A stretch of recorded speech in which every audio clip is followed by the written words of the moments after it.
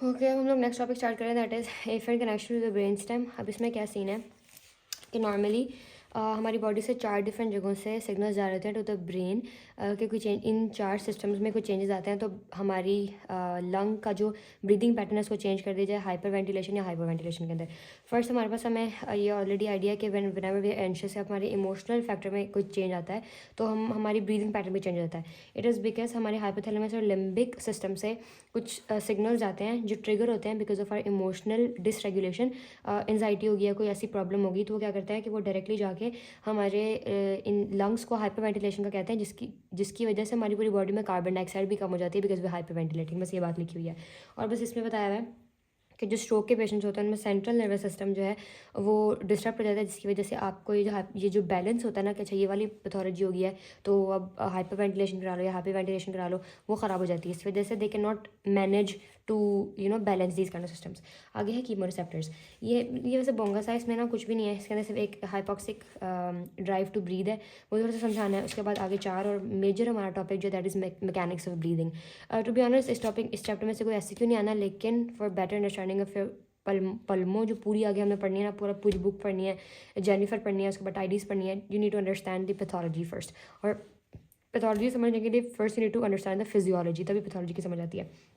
तो ये चैप्टर बस एक दफ़ा जो मैं बता रही हूँ वो सुन लो, गो थ्रू कर लो, रीड कर लो, इसमें कुछ याद करने वाला नहीं है। कीमो रिसेप्टर्स में बताया हुआ है कि हमारी बॉडी में 2 तरह के कीमो रिसेप्टर्स होते हैं। We already know what chemoreceptor is, कि अंदर से हमारे प्रेशर चेंजेस में, पीएच चेंजेस में, या फिर हमारी जो ब्लड के अंदर कार्बन डाइऑक्साइड या ऑक्सीजन की लेवल होती है उसके आगे पीछे होने से ये डिटेक्ट करते हैं हमारे रिसेप्टर्स, और ये फिर लंग्स को उसके मुताबिक रेगुलेट करते हैं।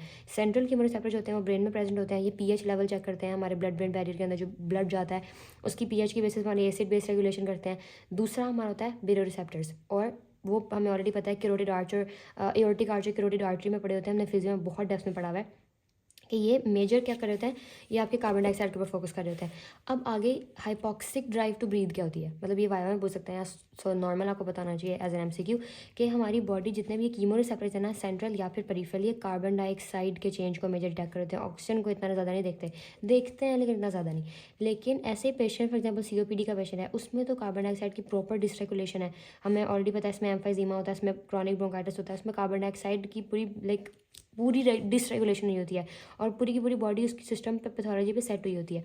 तो हमारा ब्रेन क्या करता है, इट डिसेंसिटाइजेस कि अब हमने क्या करना है, हमने कार्बन डाइऑक्साइड की बजाय हमने ऑक्सीजन लेवल्स को देखना है, और उसके मुताबिक हमने अपनी ब्रीदिंग को डिसरेगुलेट करना है, रेगुलेट करना है कि हमें हाइपर वेंटिलेट करने की जरूरत है, हाइपर वेंटिलेट करने की जरूरत है, क्योंकि our brain is intelligent enough to detect कि कार्बन डाइऑक्साइड की लेवल्स पैथोलॉजिकल लेवल के ऊपर ख़राब हुई हैं। हम अगर इनकी बेसिस पे अगर हम सांस ऊपर नीचे करना शुरू हो गए तो फिर तो मसला हो जाएगा, क्योंकि सीओपीडी वाले लोगों में ऑलरेडी कार्बन डाइऑक्साइड इतनी ज़्यादा होती है, इसका मतलब ये है कि हम पूरा सांस लेना ही रोक दें, दैट्स वाई। अब ऑक्सीजन की बेसिस के ऊपर वो करते हैं, तो इसको हम लोग बोलते हैं हाइपॉक्सिक ड्राइव टू ब्रीद, के ऑक्सीजन की बेसिस के ऊपर हम लोग देख रहे हैं। इसका मतलब कि अगर ऑक्सीजन कम होगी तो हम हाइपर वेंटिलेट करेंगे, अगर इससे ऑल्टरनेटिव ये भी तो है कि अगर ऑक्सीजन ज़्यादा होगी तो पेशेंट जो है हमारा ब्रेन सिग्नल देगा कि ऑक्सीजन ज़्यादा होगी, stop the drive to breathe.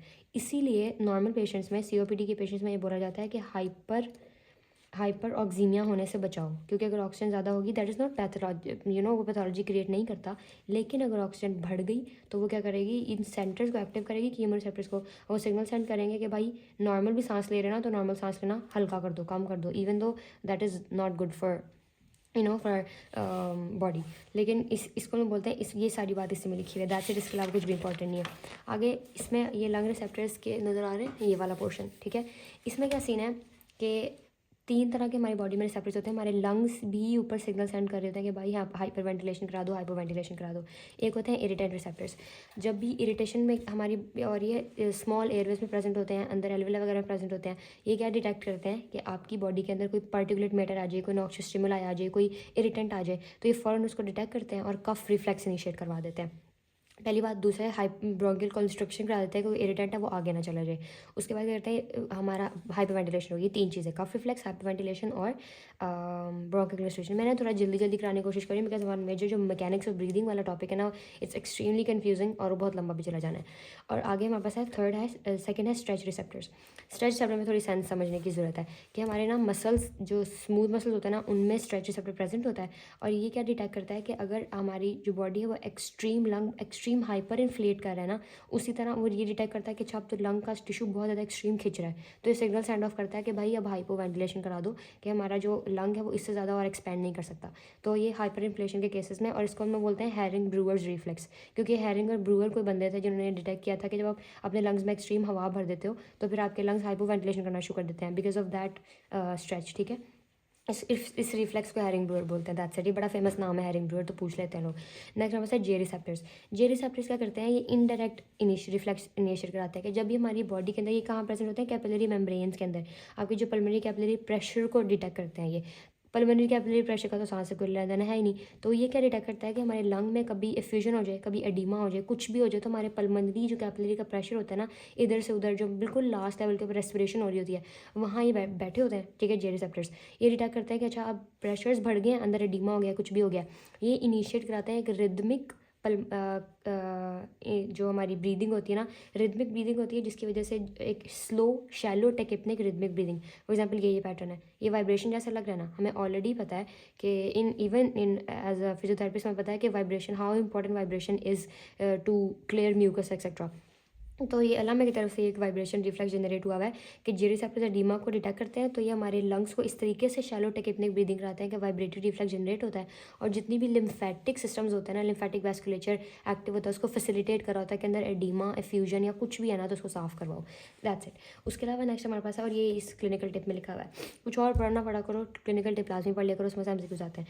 Next joint और मसल रिसेप्टर्स है, हमें ऑलरेडी पता है कि जब हम एक्सेसिव एक्सरसाइज कर रहे होते हैं, मसल्स इनिशिएट होते हैं, तो वो भी जब उनको ऑक्सीजन या हाइपोक्सिया फील होता है ना उस लेवल के ऊपर, या लैक्टिक एसिड ज़्यादा हो रहा होता है, तो वो भी इस तरह मसल्स जो हैं वो भी सिग्नल सेंड करते हैं कि अच्छा अब हाइपर वेंटिलेशन शुरू करा दो, हमें ऑक्सीजन की ज़्यादा ज़रूरत है, एक्सेट्रा एक्सेट्रा। अब आ जाते हैं मेजर बात के ऊपर, यहाँ मैं स्लो हो जाती हूँ। ओके जी, मैकेनिक्स ऑफ ब्रीदिंग। पहली बात, सारा कुछ समझने से पहले ये कॉन्सेप्ट समझ लो, जिसके अंदर जो मैं बता रही हूँ ये नीचे वाली सारी बातें समझ आ जाएंगी। हमारी बॉडी में रेस्टिंग प्रेशर है, ठीक है, 3 तरह के प्रेशर्स होते हैं, एक यहाँ जो पड़ा हुआ होता है, ठीक है, एक यहाँ पड़ा होता है जो ये वाली स्पेस में, और एक बाहर वाले को एटमॉस्फेरिक प्रेशर कहते हैं, इसको इंट्रा पल्मोनरी प्रेशर कहते हैं, जो यहाँ होता है छोटा सा, इसको इंट्रा प्लूरल प्रेशर कहते हैं। हम पूरा पहले ना नॉर्मल ज़ुबान में समझ लेते हैं कि सांस बंदा लेता कैसे है। रेस्ट के ऊपर समझ लो, यहाँ भी ज़ीरो है, यहाँ भी ज़ीरो है, यहाँ भी ज़ीरो है, और ये है हमारा डायफ्राम। जब भी ये हमारा डायफ्राम है, ठीक है, जब भी बंदा सांस लेता है, इंस्पायर, ये ना पूरी डायग्राम में तुम लोग को ये समझा रही हूँ, और प्रेशर्स के मुझे एग्जैक्ट नंबर्स नहीं याद, उसका देख लेना, लेकिन मैं तुम लोग को नेगेटिव, पॉजिटिव और नॉर्मल न्यूट्रल प्रेशर के थ्रू समझाऊंगी। ठीक है जी, जब आप इंस्पायर नॉर्मल ब्रीदिंग है, रेस्ट के ऊपर सब कुछ स्टेबल है, कोई भी प्रेशर ग्रेडियंट डिफरेंट नहीं है, यहाँ भी बराबर है, यहाँ भी बराबर है, यहाँ भी बराबर है, यहाँ भी बराबर है। जब बंदा सांस लेता है तो सबसे पहले डायफ्राम नीचे होता है, डायफ्राम नीचे होता है ना, तो आपका इंट्रा प्लूरल प्रेशर के साथ जुड़े हुए, इंट्रा प्लूरल प्रेशर ड्रॉप करता है, ठीक है, इंट्रा प्लूरल प्रेशर। अच्छा, इससे पहले जब इंट्रा प्लूरल प्रेशर ड्रॉप करता है ना, इससे पहले सारी की सारी इसकी कहानी क्या है कि ये फिज़िक्स में तुम लोग पढ़ के आए हुए हो कि हमारे जो हवा होती है ना नॉर्मल, अल्लाह ने ऐसा सिस्टम डिज़ाइन किया है कि the air always moves from the higher pressure to the lower pressure. This is the main concept. हर चीज़ में ये बात डली हुई है कि जिधर भी हो, बंद जगह हो या खुली जगह हो, हमारी जो हवा है, like the air in the body और जहाँ भी हो, it moves from the higher pressure to the lower pressure. That's it. अब सारी मेन बात शुरू करते हैं कि जब यहाँ पे ये नीचे को गया, डायफ्राम फ्लैटन हुआ, तो इंट्रा प्लूरल प्रेशर नेगेटिव हो गया।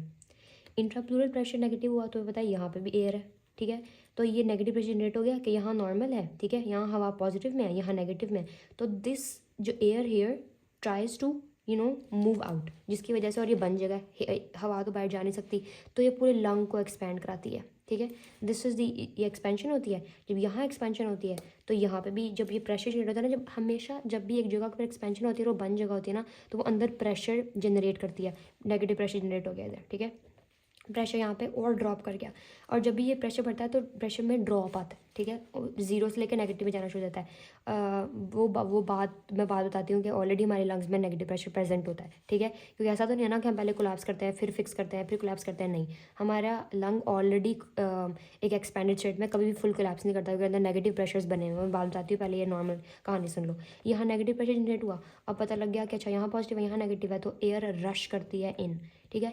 ये एक ही सांस में आप लेते हो ना, सारी ये मैकेनिज्म चल रहा होता है कि डायफ्राम नीचे हुआ, इंट्राप्यूरल प्रेशर कम हुआ, जिसकी वजह से अंदर वाला जो इंट्रापल्मोनरी प्रेशर है वो उसने देखा कि अच्छा इसमें हाई प्रेशर है, इसने हायर से लोअर में जाना है, हमारा लंग एक्सपैंड हुआ, लंग एक्सपैंड हुआ तो उसमें नेगेटिव प्रेशर जनरेट हो गया। जब लंग की एक्सपेंशन की वजह से एयर एटमॉस्फेरिक प्रेशर से अंदर गई और हमने इंस्पायर कर दिया, ठीक है। This is the mechanism of inspiration. इसमें यहाँ बात क्या की हुई है कि ये नॉर्मल समझ आ गई नॉर्मल प्रेशर्स में। अब मैं तुम लोग को प्रेशर्स बताती हूँ कि नॉर्मली हमारे लंग के अंदर, एक लंग की एग्जांपल ले लेते हैं कि यहाँ पे 760 mmHg प्रेशर है, दिस इज़ नेगेटिव, ठीक है। फिर उसके बाद जो यहाँ पे है ना, ये 756 है और ये इससे कम है। क्यों? क्योंकि ये हायर प्रेशर है और ये लोअर प्रेशर है। अगर ये जो प्रेशर ग्रेडियंट दरम्यान में डेवलप हुआ हुआ है ना, इसकी वजह से लंग ने एक्सपैंड किया हुआ है। मैंने थोड़ी देर पहले तुम लोग को इस पॉइंट पे बात समझाई थी कि एक ट्रांसम्यूरल या ट्रांसपल्मोनरी प्रेशर के नाम का प्रेशर होता है, जिसकी वजह से हमारा पूरा लंग जो है ना वो एक्सपेंडेड स्टेट में है। अगर वो ट्रांसम्यूरल प्रेशर ख़त्म हो गया तो हमारा लंग्स कोलैप्स कर देगा। इसको आसान तरीन ज़ुबान में समझाती हूँ कि ट्रांसम्यूरल प्रेशर क्या होता है। ये सारे कनेक्टेड है, इसलिए आराम सुकून से सुन लो पहले। Transmural pressure is the difference between the intrapulmonary pressure and the intrapleural pressure. 760 minus 756 is +4, ठीक है। ये नेगेटिव है। तो ये वाला +4 है ना, डिफरेंस इन द प्रेशर्स, इसको उन्होंने एक नया फैंसी सा नाम दे दिया transmural pressure, that is it. अब इसके पीछे साइंस क्या है कि